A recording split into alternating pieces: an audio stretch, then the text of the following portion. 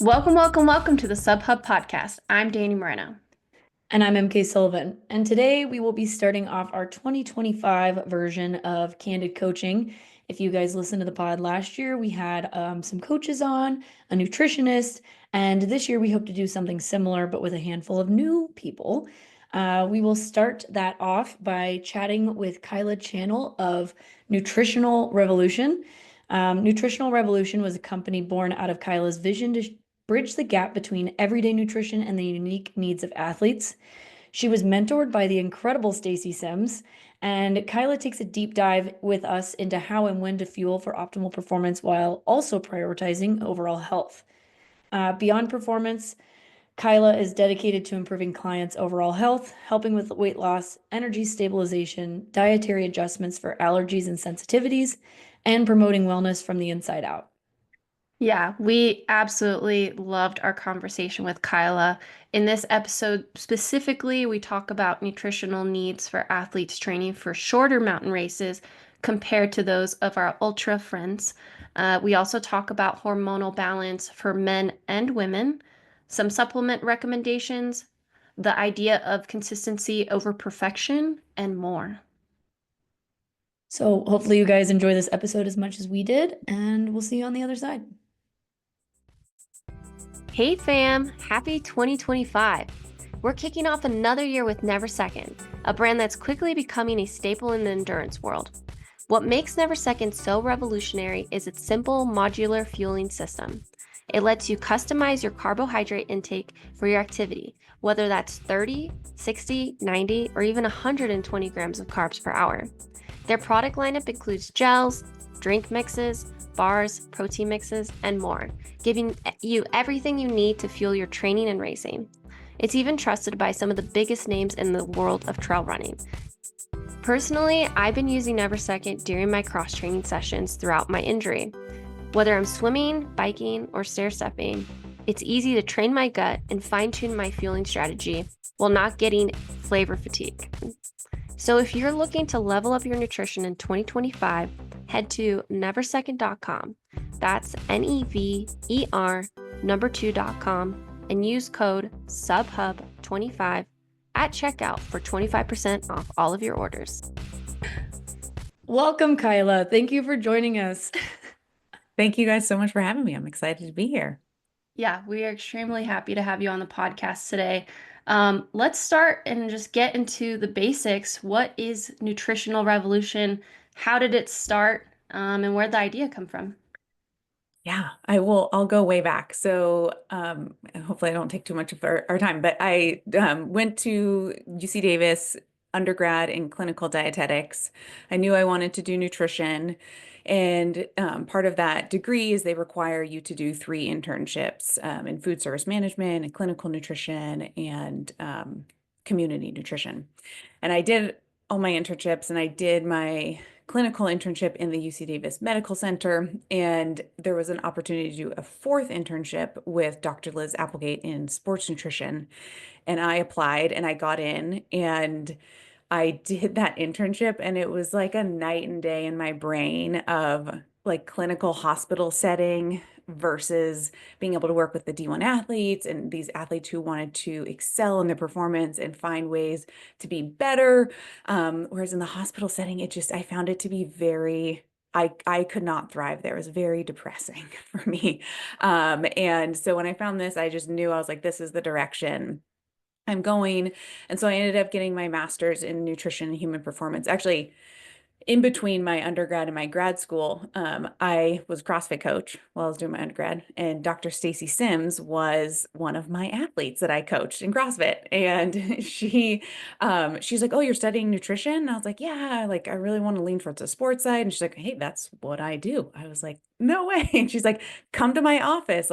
So I ended up kind of shadowing her for a while she was still at Osmo, and she was just like shoveling me all these like literature articles on women. I was like, oh my gosh, we never covered this in school. Like what, this is like a whole new world. So that was really fascinating and eye-opening. And then, yeah, went on to do my master's, and I did my thesis specifically on menstrual dysfunction from exercise training stress. And that was a neat topic to hone in on. And then went on to also go ahead and get my 2-year sports nutrition diploma with the International Olympic Committee, where I got to, yeah, work along and learn from folks like Louise Burke and Trent Stellingwerth and those folks. And yeah, just amazing experience. And through all that, Nutrition Revolution has evolved and work primarily with endurance athletes, but we do have our few, like, whether it's like tactical athletes, or we worked with a surfer last year who went to the Olympics, which was really cool. So yeah, a whole different variety, but primarily endurance focused. And it's just really fun to be able to help people do these amazing things. It's really incredible. Like, a lot of my clients really just inspire me. And yeah, that's where we're at today. That's Well, incredible. I was yeah. just gonna say, like, first off, UC Davis, I went to UCSB, Nice. and so that's cool hearing you were part of the Big West uh, conference, which is what that was.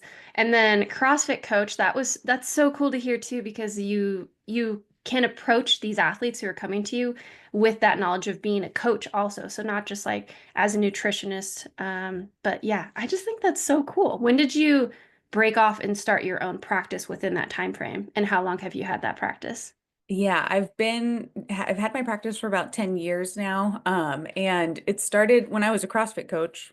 The CrossFit owners wanted me to do, like, use some of my nutrition knowledge with some of their clients. And I gave a couple like nutrition seminars at our local gym and that kind of stuff. And then, yeah, when Stacy took me under her wing, like, I didn't know what direction of sport I wanted to work with. And she's like, oh no, you want to work with endurance athletes. I'm like, because I came from I played basketball growing up, and then my dad got me into mountain biking, and then I got into trail running, and it kind of evolved from there. And I was like, I didn't really understand why, like, she was saying that.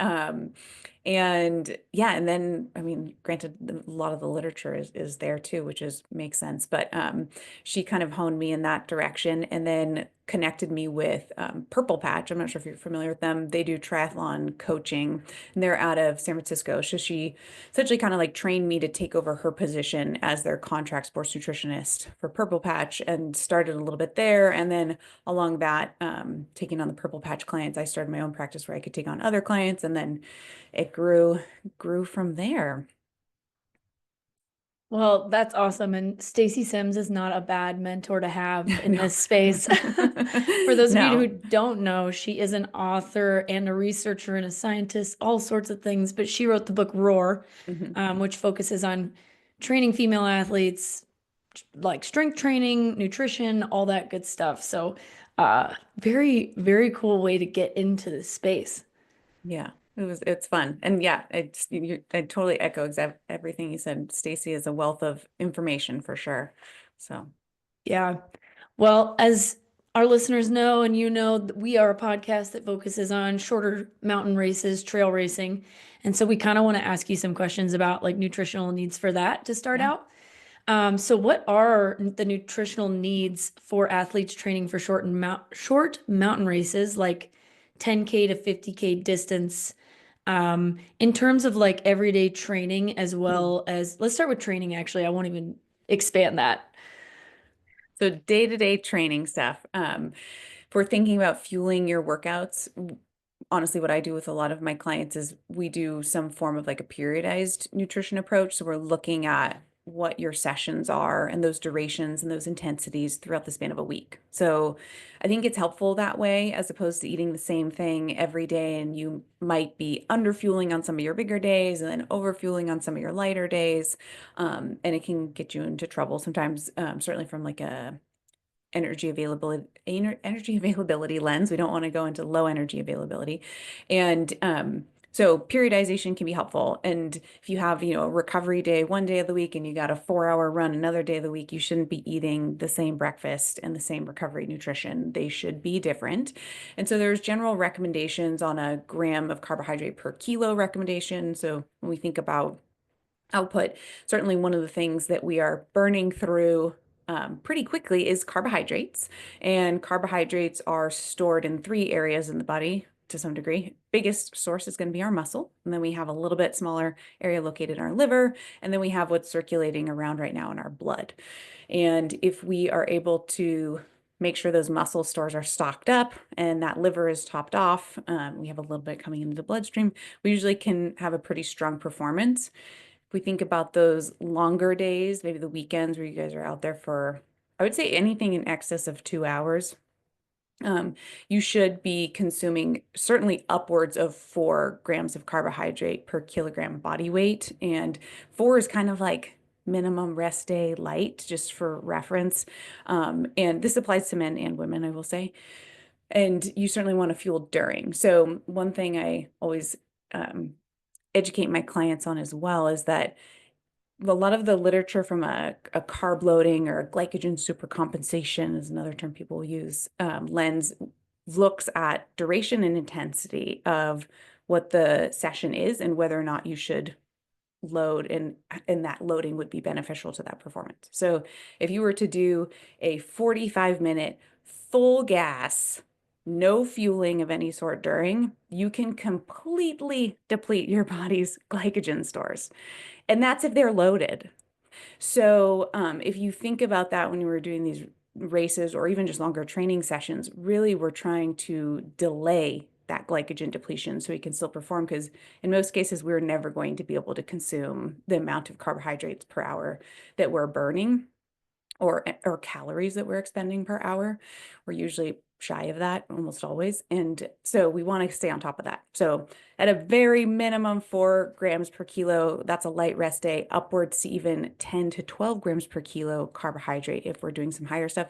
And that's actually a value we would use if we were carbo loading, glycogen supercompensating in the days leading up to a session where we know we're gonna hit low in our stores, but we want to delay that as best as we can.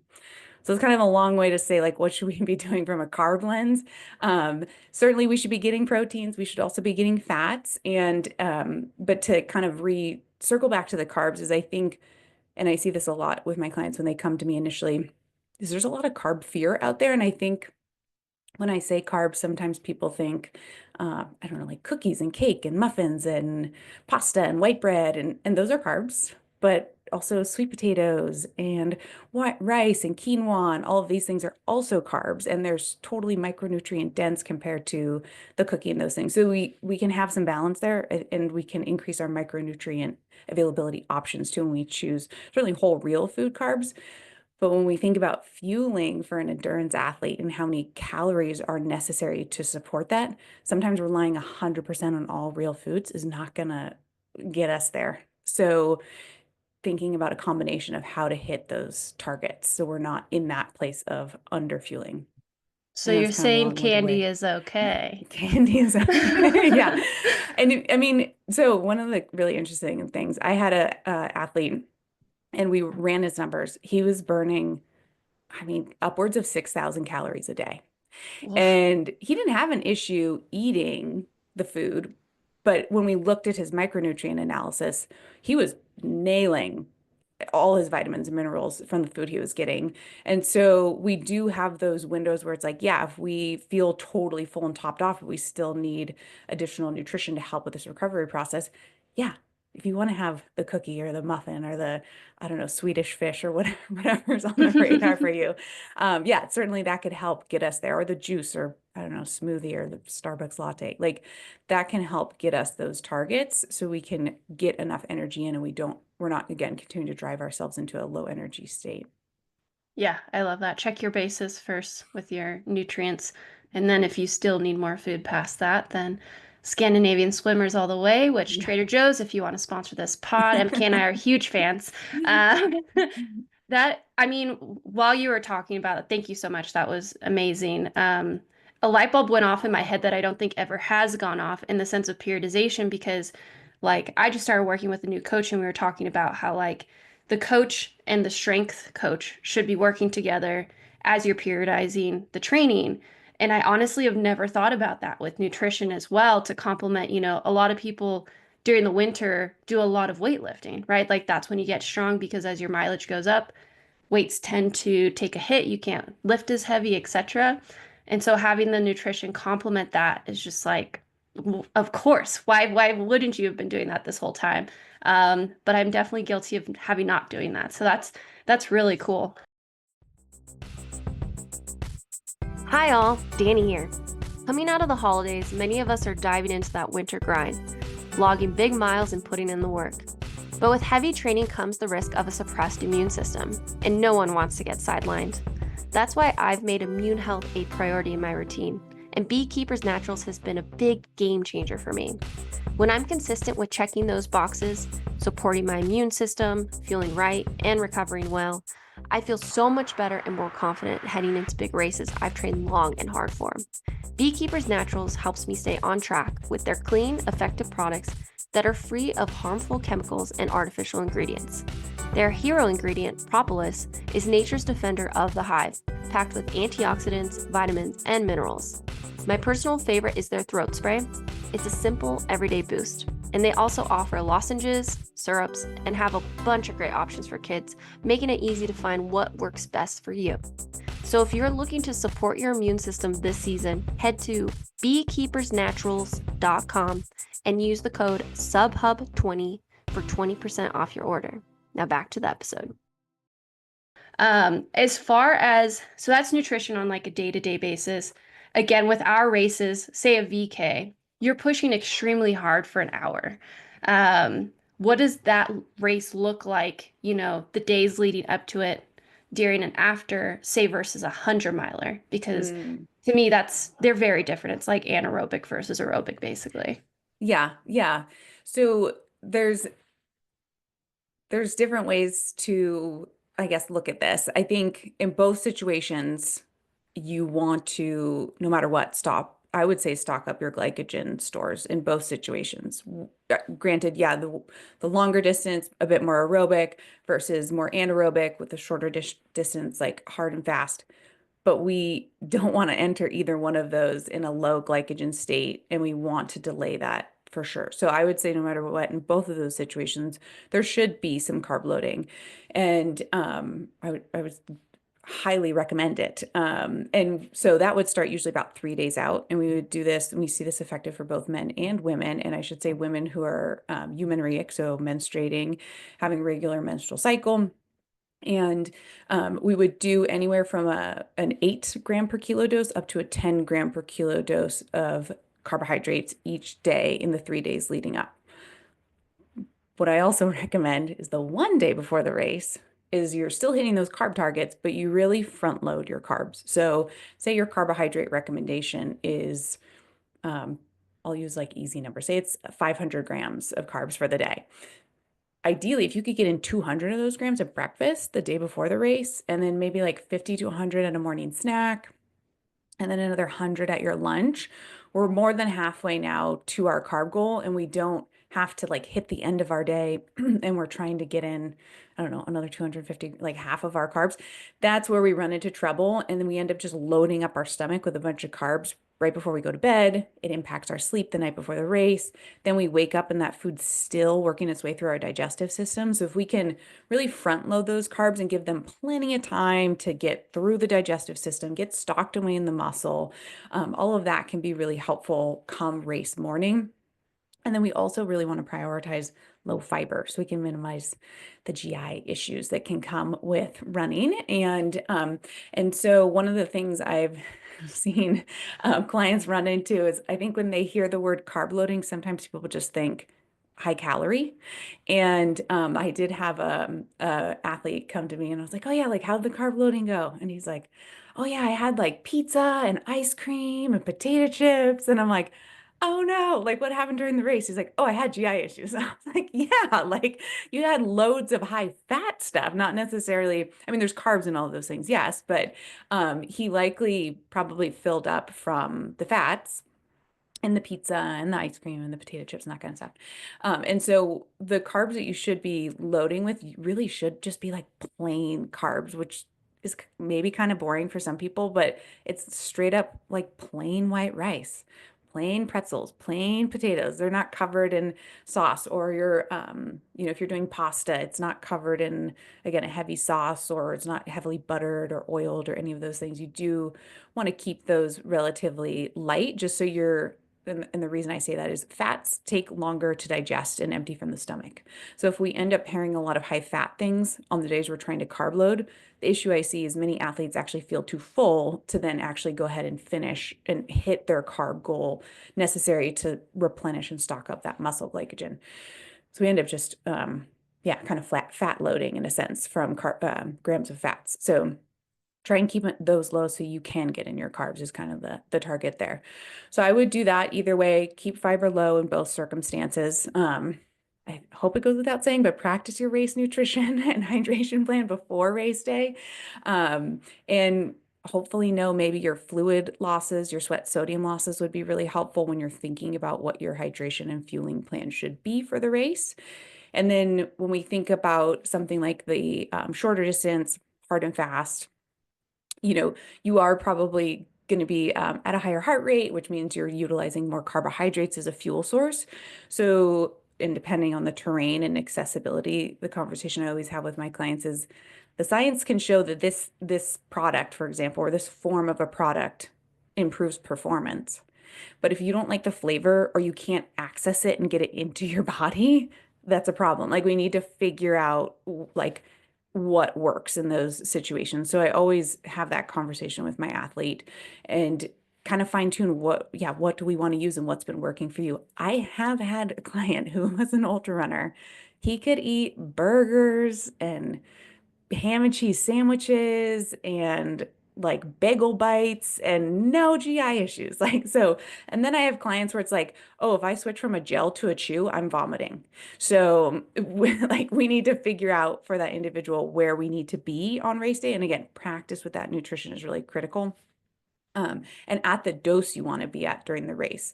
So that's the other issue I see is athletes will be like, well, yeah, I'm going to use GU Roctane and I mean, I don't know if I'm supposed to say product names, but they're going to use so many gels. And then I'm like, well, how many gels are you using in training? They're like, well, 1 an hour. I'm like, you're going to jump to 3 or 4 an hour on race day and do that for 7 hours? Like that's not probably going to go over very well. So certainly practice at that dose. And we call that gut training. And that's really important. So do your gut training, practice your nutrition and your fueling and that sodium to fluid ratio that's effective for you to delay dehydration, because one of the biggest things usually we see actually that causes GI issues is actually core temperature elevation. And core temperature elevation can be the result of that external temperature environment, or it could also be that we're getting dehydrated and we're getting behind on our fluids and we're not effectively offing sweat to cool ourselves. So staying on top of that actually will be one of the things that can help direct blood flow back to the gut to help with that basically digestive process. So that's a long-winded way. But yeah, big difference. I'll get back to big difference between shorter distance and longer distance. Shorter distance, probably going to lean towards very much like carb dominant stuff, depending on the individual. Maybe you could sneak in some like mixed macronutrient or maybe more solid like chews, maybe some bars throughout. And then in the longer distance, I mean, sometimes those individuals can, like I said, have a hamburger and bagel bites and be totally fine. I think it does come down to the individual, but you still want to be fueling as best as you can early on to delay that glycogen depletion. So I've also had clients who are like, oh yeah, well, I ate breakfast, so didn't start fueling until 60 minutes in. I'm like, no, you can deplete your entire glycogen stores in 45 minutes. Start fueling early. And even though you don't feel hungry, go ahead and just you are going to be coming out negative at the end of this. So try and stay ahead of it with your fueling and keep it on a timed interval too. There's some literature that looked at how quickly your stomach empties based off of a dose amount. So they broke down different fueling timings, but the same amount of grams of carbs per hour. So do we get in 60 grams of carbs per hour in 5-minute increments, or 10-minute increments, 15 and 20, and they looked at all those, and we seem to have the fastest gastric emptying rate, so meaning how quickly your stomach can take those things and empty them into the stomach when we fuel it a 15 to 20 minute interval with the nutrition. So That's so interesting. yeah, long-winded Because way. I'm sure we all have like different intervals at at which we fuel. Like I know my thing is that, I try to drink my 90 grams over 90 minutes, but also have a gel every 45, and then it gets like really complicated and Oh you're like, yeah. why did I make this so hard? But no, that's every 15 to 20 minutes is really interesting. I guess if you are drinking your carbs, that is one way to kind of like, Right. slowly get that in. But another thing that a lot of athletes in this space end up doing is doubling, like on a weekend, right? Like either they're running a VK on Friday and a 23K on Sunday, or they're at a race like Golden Trail where they're racing like 3 days in a row. So how would you approach, obviously you're like you were saying, you can't not deplete. You're still going backwards every time you race or train hard, but obviously you're trying to keep that at a minimum. So how do you balance kind of like a double weekend or a double training weekend even? Yeah, that's a great question. If you are doing something like that, the recovery following that first session is really crucial. So, a lot of the literature looks at if you are not training again within 24 hours or longer and you're eating your normal diet, we're pretty good at replenishing our muscle glycogen like over that 24-hour window and topping things back off. But if you are doing something, say on a Saturday, you don't finish that session until midday, mid-afternoon, and then you're going to start again Sunday early morning, and we don't have 24 hours to fully replenish muscle glycogen, I would suggest you really hammer that post training, or if it was a race, recovery nutrition as best as you can. And so the recommendation there ends up being a 1.2 gram per carb, 1.2 grams carbs per kilo recommendation immediately after your training session. And then you want to hit that again every hour on the hour for 4 hours. So That's I'll just, wild. yeah, Yeah, that's I'll just do a insane. fast calculation for you. So if you're a 150-pound person, that's about 70 grams of carbs right away. That could be from like a carb powder if you wanted, like if you're not super hungry. And then an hour later, you get another 70 grams of carbs. Maybe it's from a burrito. And then an hour later, you get another 70 grams of carbs. Maybe it's from a smoothie. Maybe it's from a chicken teriyaki bowl. But yeah, you want to target that. And that will, what we're doing is we're trying to optimize carbohydrates coming in while your glycogen synthase enzyme is still elevated. So when we exercise, there's this upregulation of an enzyme called glycogen synthase. And what it does is it basically, as you eat carbs, the glycogen synthase just grabs those carbohydrates right out of the bloodstream, stocks them right back away into the muscle tissue as glycogen, tags them with a phosphate. They can't go anywhere else after that unless otherwise be used for a fuel source. So they're not going to leave the muscle and go get turned into a fat or anything like that. It stays in that muscle and it's used as a fuel source. So we're optimizing that in preparation for that next session that's in less than 24 hours. So I would do that. And then I would also target like a nice, higher carb, almost maybe like race-like breakfast before that second session the next day. So depending on digestion window time before you start, if you can, so just kind of a backing up a little bit, talking about liver glycogen, we topped off hopefully after that first session on day one. Maybe we eat some other meals throughout the course of the day. We go to bed, we wake up. When we wake up, our liver glycogen stores are going to be already about 50% depleted just from sleeping. So when we eat that breakfast, what we're trying to do is top back off our liver glycogen. We're probably not going to have an effect on the muscle glycogen at that point, but we want to top back off the liver before we start our session. So if you have the kind of easy way to remember is if you have 1 hour to digest, and granted, practice this, you should target 1 gram of carb per kilogram body weight before you start your session. If you have 2 hours to digest, maybe we target 2 grams of carbs per kilo. If you have three grams of carbs per kilo, and then it goes up to four grams of carbs per kilo. And then you can top off just before you start your session to top off the blood glucose with a gel or a waffle, or I say like honey stinger waffle or goo waffle or something like that.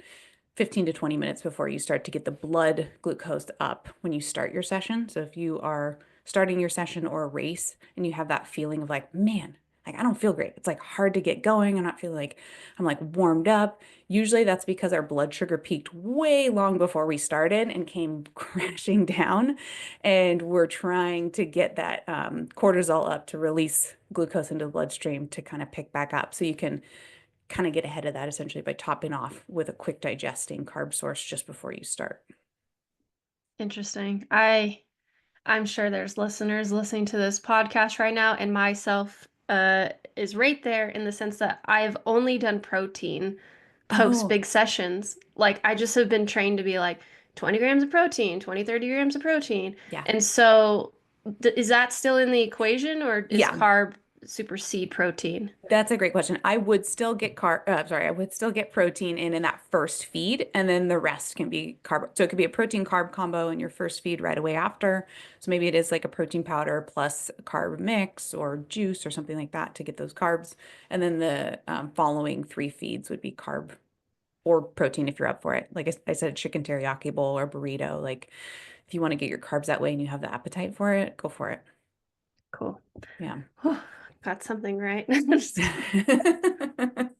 that is awesome. So if there's any folks out there, the Broken Arrow 23K just sold out yesterday. Congrats to race director Brendan Manigan once again.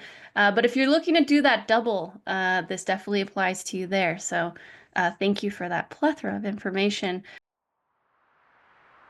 Hey y'all, it's MK.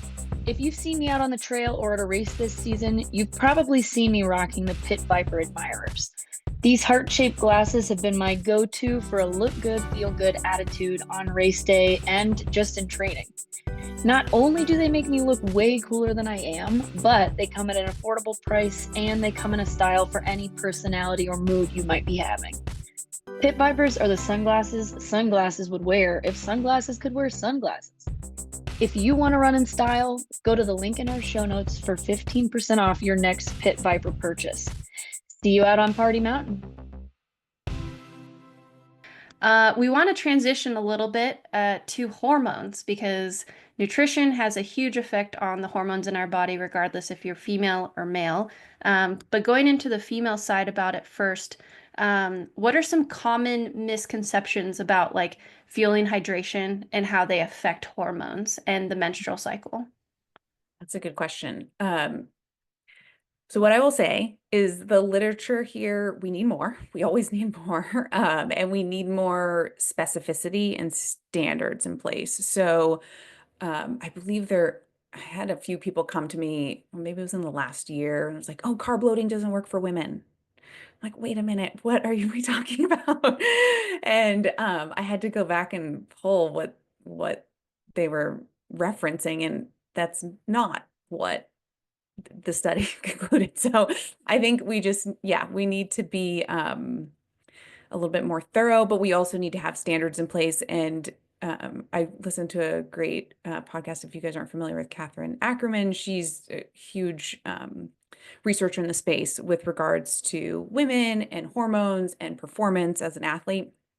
And she was just breaking down like a lot of these studies. When we look back at them, they weren't really clear on, were these women having a menstrual cycle? Were they on birth control? What phase of their cycle were they in? Did they just assume what day their ovulation was, but they didn't actually test for ovulation? So were they ovulating? So there's still a lot of questions to be answered and clarified. And hopefully moving forward with the literature, things will be a lot more thorough and we will have specific standards in place for that. So right now, it is a little bit of like, we have some stuff, but is it that clear? And so what I will kind of preface this whole conversation with is pay attention to your body, and everybody is different and unique. And I think that's also part of what we're learning too with women and our hormones. There's so many different birth control options out there and how those play into an effect on nutrition requirements and performance and these kind of things.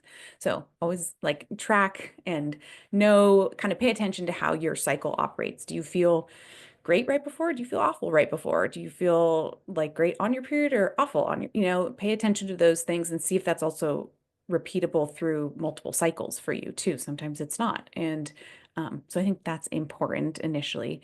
But yeah, how to kind of circle back to your question of hydration and these kind of requirements for women. The first thing that comes to mind, and your listeners maybe know about menstrual cycle phases, but if you are a menstruating female and you're not on birth control, the first day we consider of bleeding is considered day one of your menstrual cycle.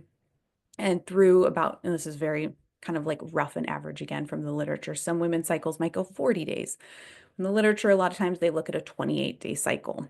So day one is bleeding, around day 14 is when you ovulate, and then that day 28 is just the day before you start bleeding again. So between day 1 and day 14 ovulation, we consider that to be your follicular phase. This is typically when your progesterone and estrogen are lowest. And then as we lead up to ovulation, when we're going to release an egg, we have an upsurge in this estrogen and progesterone, and then luteinizing hormone, FSH, these kind of things.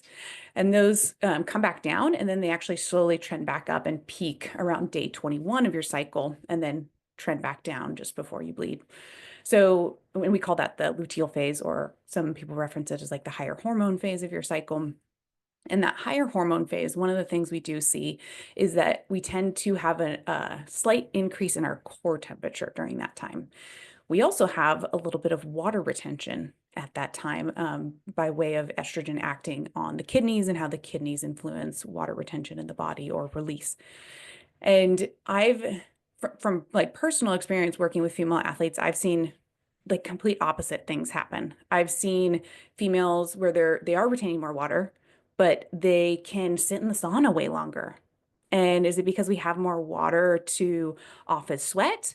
And I've also had clients where it's like, man, I just like when it's hot out and I'm in my high hormone phase, like I just feel that much hotter and like performance feels that much harder.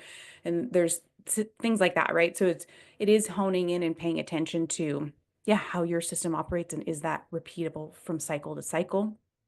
And how do we use that to inform us to make better decisions going into races or training and cycle syncing with our training and these kind of things? Is it necessary? I mean, I also have loads of female athletes where they are, regularly menstruating, but notice zero symptoms whatsoever. Like, you are an angel. Like, you are one of the lucky ones. They don't notice any symptoms, like no performance changes, and I don't know why that is.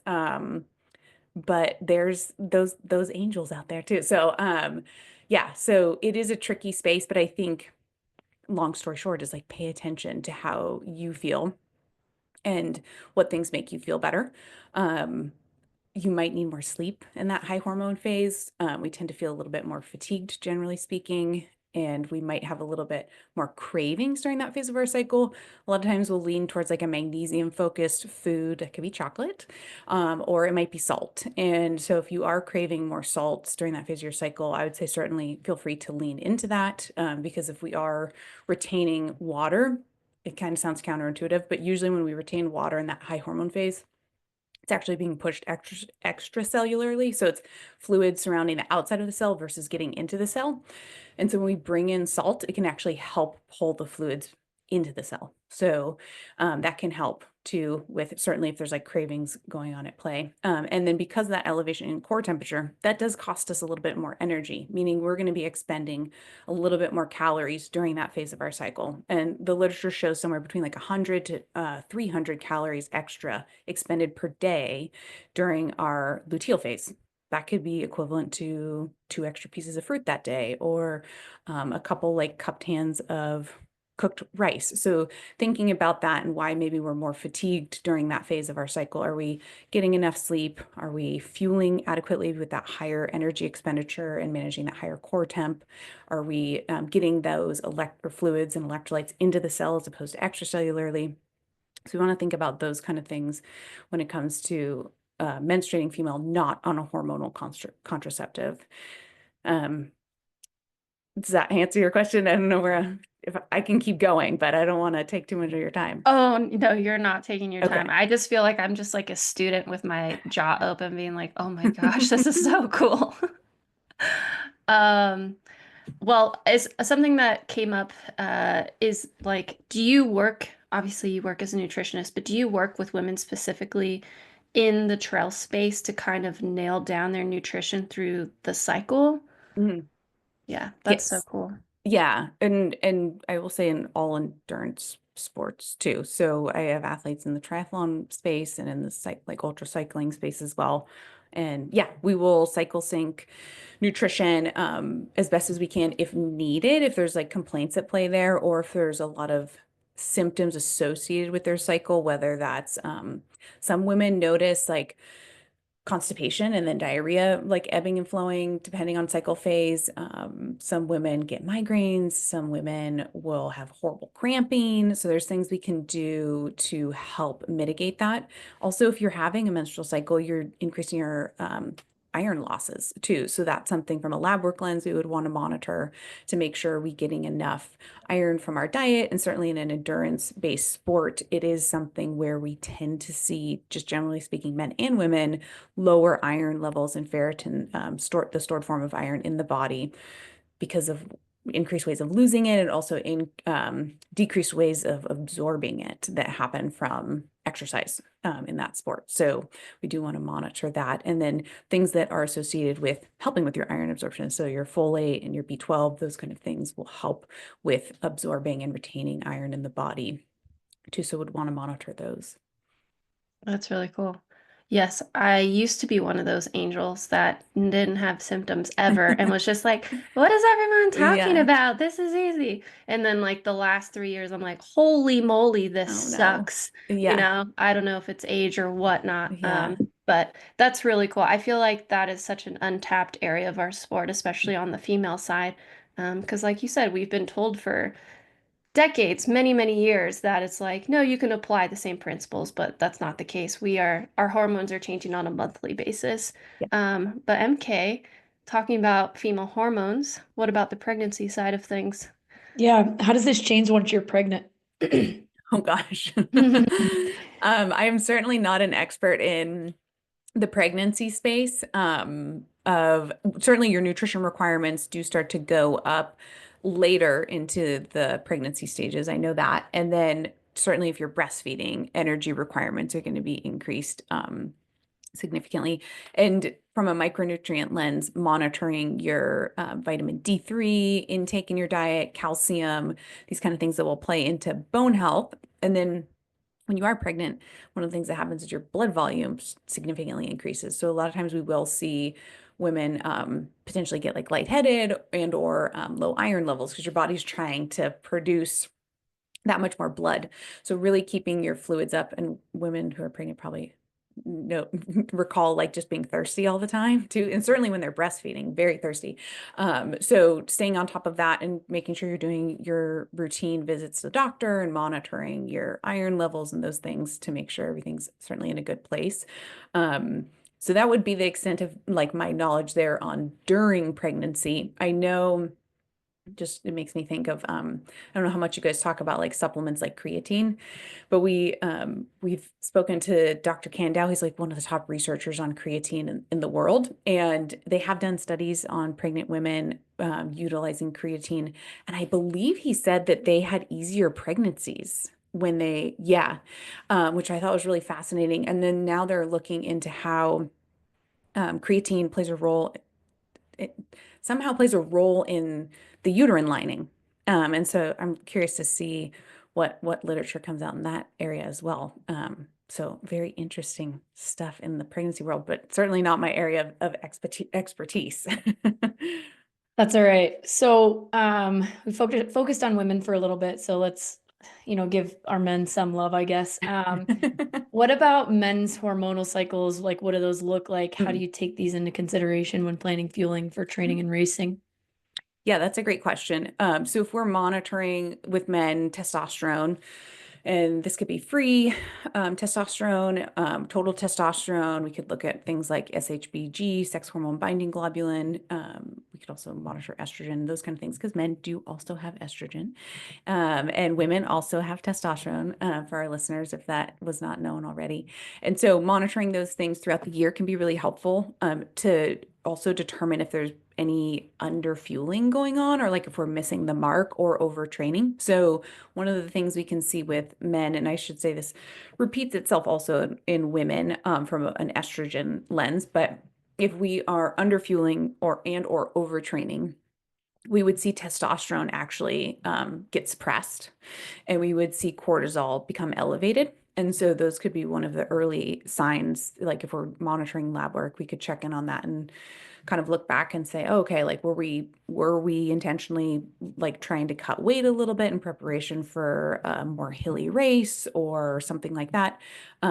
Maybe that's why, but we would certainly want to nip that in the bud as best as we can. Usually we can just by bringing nutrition and energy availability back to maintenance for a period of time. We can get those levels back up in a good place. We usually will also see decreased thyroid production as well, because your body's not getting in the energy it needs. So it's the hypothalamus in the brain is talking down to all these hormones and saying, well, if I'm in a famine or I'm going into a famine, I want to decrease my core temperature. So I'm going to tell the thyroid activity to decrease. And so we start to see things like that as well. We don't need to be reproducing. So I'm going to decrease testosterone or estrogen in women, that kind of stuff.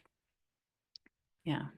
Yeah, that's super interesting. Yeah, I think there's a handful of podcasts that rightfully so are highlighting the female side of things. Mhm. But I think it's good that, yeah, men also recognize that if their hormones are imbalanced, it can have very similar effects and, lead to energy deficiency, and then they can also experience the whole spectrum of reds, etc. That's Yep. not just to women. So yeah, thank you for Yeah. that. In regards to, I know you mentioned creatine, but just to kind of reference supplements in general, if you were to recommend supplements specifically for mountain runners in the shorter distances, but maybe it applies to all distances, Mhm. what would you recommend versus maybe that other supplements that aren't necessary? That's a good question. So from a performance lens for those distances, I certainly think you could do things like beta alanine, and I would say men and women could benefit from that. We For a long time, beta alanine was looked at as this supplement that you would take maybe just like intermittently just before a workout. And it does act by having a vasodilatory effect, meaning it's going to open up those blood vessels. And some people feel tingling with that because it's opening up these tiny blood vessels in your neck and your hands and your fingers and all that stuff. And that's also that's okay and normal if you do feel that.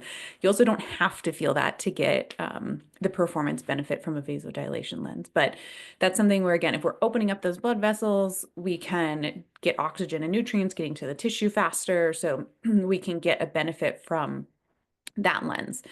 But we also see, and what's kind of more prevalent now, is that if we do longer term dosing with beta alanine, so this is a larger dose. The recommendation, I believe, from the IOC is 65 milligrams per kilo, and you want to do that in a split dose for, I believe it's like 4 to 8 weeks. And so it's what they're seeing is it might have similar to like creatine's dosing, is like it might be a loading protocol, and that dose more so, it does still have the impact of the vasodilation from a nitric oxide production lens, but it also has a lactic acid buffering ability. And so we see things like, I'm sure you guys have heard of sodium bicarb, and then now there's beta alanine. Sodium bicarb has a buffering capacity, and I'm going to mix these up, but one of them works buffering intracellularly and the other one works buffering extracellularly. So they do have two different mechanisms in two different places. And so you technically, if someone was really trying to buffer lactic acid, they could utilize both because they're acting in different places. With that being said, for the longer distance stuff with beta alanine use, we do want to utilize it for that to buffer that lactic acid. You think about, although it's longer, but it's a short and fast stuff, maybe we're more glycolytic. You might feel that like muscle burn, and we want to avoid that and be able to sustain that burn in a sense for a longer duration. That's where that starts to help you. Or we have a race where there's these rolling hills and there's steeper climbs, and each time we get like to the top of the climb, that burn really sets in, and we want to minimize that. That's where the beta alanine, like lactic acid buffering, comes into play. Granted, we load with it from a buffering lens, and now we're also seeing athletes, they do the loading, and then from a vasodilation lens, we'll also use it in sports that are longer in duration. So we see that it has a benefit for about 2 to 3 hours after initial dose. So athletes now are starting to redose during sport. And so I don't know that there's been a whole lot of literature done in that area, but it is something that I've had athletes come to me and share with me, and um, it seems to have a benefit from their lens, whether it's placebo or not. That's an interesting space I'd like to look into more. But I think for those sports, yes, we can do the long-term loading of beta alanine certainly is one of the things, and then caffeine, of course, is a good one.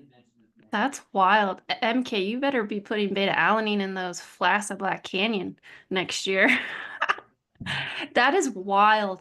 Beta alanine is actually that's a funny one because my college team got really into beta alanine, and I don't know, this might make you roll over, but we were like taking spoonfills before our workouts. We Yeah. had no idea about dosing. And for anyone who's ever taken it, like if you take too much, you get this tingly feeling. And we were all just like beta alanine addicts. And I remember this one finals week. I was like, oh, I have a workout, but I need to study for my final because it's right after my practice.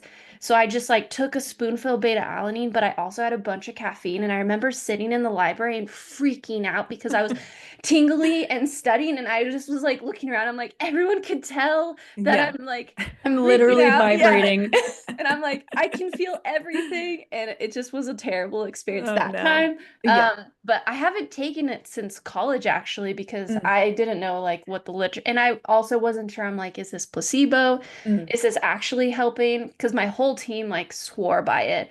And yeah, that's very interesting. I'd be interested to know what other literature comes out on it too, because Yeah. yeah, like even for our 50Ks, we're out there 4 to 6 hours. So maybe 2 hours in, that flask Right. has a microdose of beta alanine. And like you said, Mhm. bicarb is huge right now. Yeah. Yes. Um, Yeah. And I so if think there's people are something that has a better effect. Yeah, sorry, go on. Mhm. I was with the bicarb too, talking about that is I think people are scared to dose during with bicarb because of the potential GI issues, versus like just doing it before. So if we something like beta alanine where it doesn't, as far as we know, have the GI issue situation, like bicarb has had the history of, potentially a tool to utilize there. So yeah, that's a good one. And caffeine, I think you asked supplements. Caffeine's always been one of the big ones from a performance lens. Certainly timing that. And if you know whether you're a fast or slow caffeine metabolizer too, that can be really helpful. If anybody's ever done like 23andMe or anything like that, you should be able to look at your, it's called your CYP1A2, CYP1A2 gene polymorphism. So you can see, did you get from mom and dad of both fast metabolizer genes or a fast and a slow or a slow and a slow? And what's really interesting in that literature space, and this is not looking at endurance, but it is looking at runners, I believe, for a shorter distance. And the runners that were consuming caffeine that were slow metabolizers actually raced slower when they consumed caffeine, and the runners that were fast metabolizers and consumed caffeine did in fact race faster. So that is very interesting to note. So if that can be helpful. I don't know, but I have had a lot of experience over the last like 2 years where I've had, too much caffeine close to a race and I like literally can't eat for like 3 hours and then all of a sudden I'm like fine again. Yeah. And then you figure it out finally, but like I think that's definitely important to know because like you said, especially in these races that are like 4 to 5 hours, like you got to keep your caffeine levels like pretty consistent. Yeah. But if you're like me, and maybe I'm guessing that would be that I metabolize it slower, that if I have too much, like I'm just so nauseous, I can't even think Mm. about like eating. And it's like, oh, too much for MK is like 70 milligrams or Yeah. something, it's like not even that much. So Yeah, that is it's funny. some practice, but also I imagine some research as Yes, well. yes. Yeah. It certainly can increase your anxiety too. There's another, I'm gonna blank on the gene name for the anxiety thing, but certainly like some people notice that they consume caffeine, their anxiety also goes through the roof. So there's that kind of balance. You might be a fast caffeine metabolizer, and in theory, that should benefit your performance. But if it also accelerates your anxiety that's pre-race, that might not be a good match to be made. Yeah, definitely. So, as a coach, as an athlete, like in this, endurance space, we talk about consistency over perfection quite often. Like, you know, it's the reason that people who are able to train for 12 years without getting hurt, like, you know, tend to have longer careers. So how does this apply when it comes to nutrition? Yeah, that's a great question. And I think the nutrition space can be so confusing. Um, and so I would say from a consistency lens, I'd tell my athletes to start small. Like I can lay out a whole days of nutrition for you throughout the whole week and periodize it and all that stuff. But if we could start by just really nailing certainly the basics. I mean, are we getting enough hydration in? Are we properly fueling and hydrating during our sessions? But also right around those sessions, what is our pre-workout or our breakfast, or what does that meal look like? And can we make sure we nail that to support that performance? And that allows us to push those harder efforts in that session that are required by your coach or whatever. And then sandwiching that with the recovery after is really helpful to just reinforce those adaptations we're trying to get. Also helps keep you, it keeps your, sorry, how do I say this? It minimizes how your immune defense system could potentially get suppressed. So if we're not fueling during and we're not recovering right away after, specifically from carbohydrates, interestingly enough, we see that our immune defense system dips, and it dips for sometimes up to 4 to 6 hours after exercise. And so we're not able to fight off infections as well. And this is actually something where there's been professional sports teams where they will not allow their athletes or team to travel in the 4 to 6 hours after a practice because they don't want to get them sick. And so if we can make sure we're nailing those things and we're not getting sick, we're not getting injured, we're enhancing that adaptation response from our training, so we're improving in our training, we're supporting that recovery, we can keep training and we can get better. And so I would say like focus in on that, and then your outside of day nutrition, like once you nail those, start to expand in your day's nutrition outlook. And diet before supplements, always I try and encourage, like we do multiple like nutrient analysis reports with our clients to look at diet quality first, and if we can get foods from those things potentially that we're lacking, let's prioritize that. As an example, I had a client, we pulled a nutrient analysis report, and he was coming in like consistently low on average over like a month, just was not getting his vitamin K levels in. And we were looking at like, okay, like common foods that are rich in vitamin K. And one of the foods, I'm going to blank on which one it was. But he's like, oh yeah, I'll eat some of that. Like, that's good. I was like, well, you need to eat like 7 cups of this to get your vitamin K levels up. Like, is that realistic? Or do we want to eat like literally the smallest handful of raw kale covers like exceeds your day's like load for vitamin K? He's like, oh yeah, I can do that. I can throw them in my like morning scramble, no problem.